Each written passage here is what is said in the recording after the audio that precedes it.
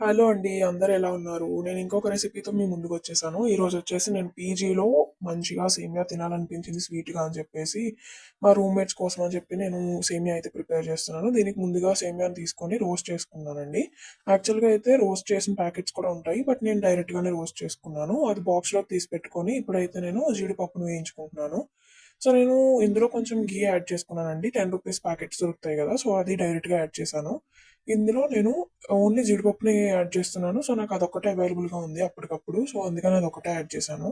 First అయితే జీడిపప్పుని ఘీలో కొంచెం heat అయిన తర్వాత యాడ్ చేసేసుకొని, బాగా ఎక్కువగా రోస్ట్ చేసేయకుండా కొంచెం రోస్ట్ అయిన తర్వాత తీసేసి ప్లేట్‌లో పక్కన పెట్టేసుకోవాలి. మీకు అవైలబుల్‌గా ఏ డ్రై ఫ్రూట్స్ ఉంటే అవి యూజ్ చేయొచ్చు. దానికి ప్రాబ్లమ్ ఏం లేదు. నేను జీడిపప్పు ఒక్కటే యూజ్ చేశానిక్కడ. సో, అప్పటికప్పుడు చేశాను కాబట్టి, సో, వెళ్ళి పాల ప్యాకెట్ తీసుకొచ్చాను. సో, అదే ఘీలో మనం ఈ పాలను కూడా యాడ్ చేసేసుకుంటున్నాము.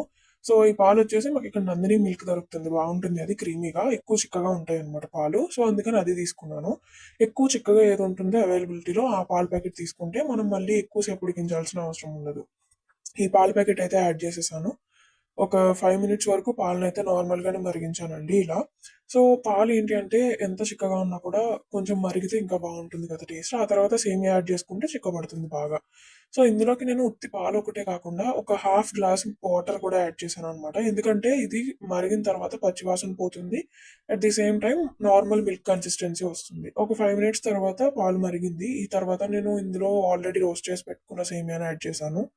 సో, యాడ్ చేసేసుకొని మొత్తం ఉండలు లేకుండా కలిపేసాననమాట. ఎప్పుడు కూడా మనం సేమియా యాడ్ చేయగానే ఇలా పౌడర్ ఐటెమ్స్ కానీ, ఇలాంటి గట్టిగా ఉండే ఐటెమ్స్ యాడ్ చేయగానే కలపాలి. లేదంటే మళ్ళీ ఉండలు కట్టేస్తుంది. సో, కలిపేసుకున్నాను.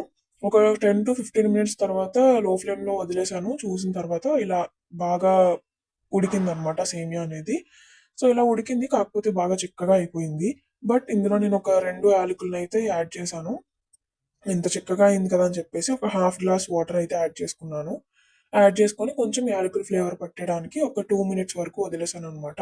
ఇలా 2 మినిట్స్ మనకి సేమియా అనేది బాగా కుక్ అయింది. ఆ యాలకుల ఫ్లేవర్ ఏదైతే ఉందో పాలుకి కానీ, సేమియాకి కానీ బాగా పట్టిందనమాట. ఒక 2 మినిట్స్ తర్వాత చూసుకుంటే నేను ఇందులోకి షుగర్‌ని అయితే యాడ్ చేసుకున్నానండి.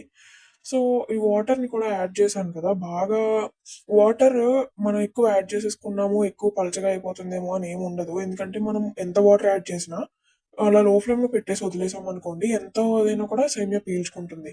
సో, అందుకని చెప్పేసి నేను వాటర్ ఒక హాఫ్ గ్లాస్ అయితే యాడ్ చేసుకున్నాను. తరువాత ఇందులోకి జీడిపప్పులు వేయించుకున్నవి, షుగర్ 2 యాడ్ చేసేసి, బాగా మిక్స్ చేసేసి అంటే మొత్తం అన్నీ కలిపేసి, నేను ఒక 5-10 మినిట్స్ అయితే పక్కన పెట్టేసాను. అంటే బాగా ఉడుకుతుంది కదా అని చెప్పేసి, ఆ పంచదార అంతా కరగాలి. అండ్ షుగర్ యాడ్ చేసిన తర్వాత కొంచెం పలచగా అవుతుంది. మళ్ళీ అది చిక్కబడాలి కాబట్టి ఒక 5 నిమిషాలు, 10 నిమిషాలు పక్కనే వదిలేసాను. సో, దాన్ని అసలు నేను చూడను కూడా చూడలేదు. దాని తర్వాత సేమియా అయితే ప్రిపేర్ అయిపోయింది. లాస్ట్‌కి ఒక 10 మినిట్స్ తర్వాత చూస్తే ఇలా వచ్చిందనమాట. కలిపి చూసాను. బాగా చిక్కగా అయిపోకముందే తీసేసాననమాట. సో, తీసేసిన తర్వాత కూడా ఇంత పలుచగా ఉంచినా కూడా నేను బాక్స్‌లో వేసి పక్కన పెట్టుకొని ఒక 10 మినిట్స్ తర్వాత తీసి చూస్తే ఇంత టైట్‌గా అయిపోయింది.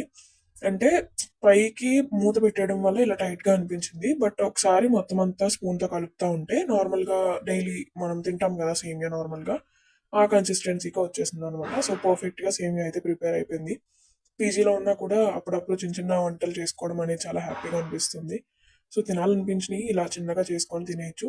చూడ్డానికి ఇలా మీకెలా ఉన్నా కూడా టేస్ట్ మాత్రం చాలా బా వచ్చిందనమాట.